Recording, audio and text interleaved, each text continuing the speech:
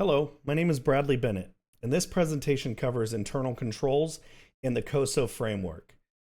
In this presentation, I'll explain what internal controls are, why they matter, who's responsible for them, and how the COSO framework helps organizations strengthen their ethical and financial foundations. Internal controls are the processes organizations use to make sure their goals are achieved efficiently and responsibly.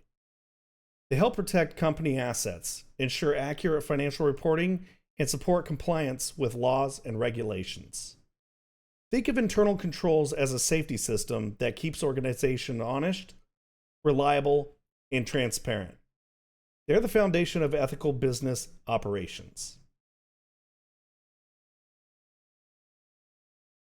Internal controls are important because they prevent fraud, waste, and mismanagement. When controls are strong, investors and employees can trust that a company's information is accurate and ethical. They also help build long-term sustainability and protect a company's reputation. Research even shows that companies with strong internal controls often have higher ESG ratings, meaning they perform better in environmental, social, and governance areas. Everyone in an organization plays a role in maintaining internal controls. Management is responsible for designing and implementing control systems, but employees are the ones who carry out the daily activities that make those systems work. The board of directors or audit committee provides oversight to ensure these controls are functioning properly. In short, accountability is shared at every level, from leadership to staff.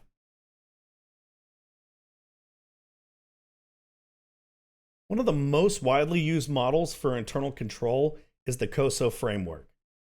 COSO stands for Committee of Sponsoring Organizations, which was established in 1985 to create standards for better financial management and risk oversight.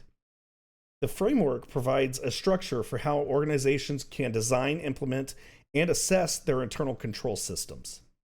It's built around 5 interrelated components and 17 underlying principles that guide ethical, reliable business practices. The first is the control environment, which sets the tone at the top of and emphasizes ethical leadership. Second is risk assessment, where potential risks are identified and evaluated. Third, control activities include the actual policies and procedures that help reduce risks. The fourth is information and communication, which ensures that important information is shared across all levels of the organization. Finally, monitoring activities involve reviewing and improving controls over time to make sure they continue to work effectively. Together, these components create a cycle of accountability and improvement. Risk assessment is one of the most critical parts of internal control. It helps organizations by identify what could go wrong before it happens. By evaluating the likelihood and impact of potential risks, companies can take proactive steps to protect themselves. Risk assessment keeps organizations alert and adaptable, whether they're facing operational issues, cybersecurity threats, or financial uncertainty. It's also a central part of both the COSO and GAO internal control frameworks. In conclusion, internal controls are essential for maintaining integrity, accuracy, and trust within any organization.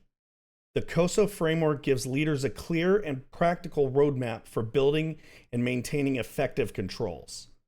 When organizations take internal controls seriously, they not only safeguard assets and prevent fraud, but they also create an ethical foundation that supports sustainable success. Thank you for watching.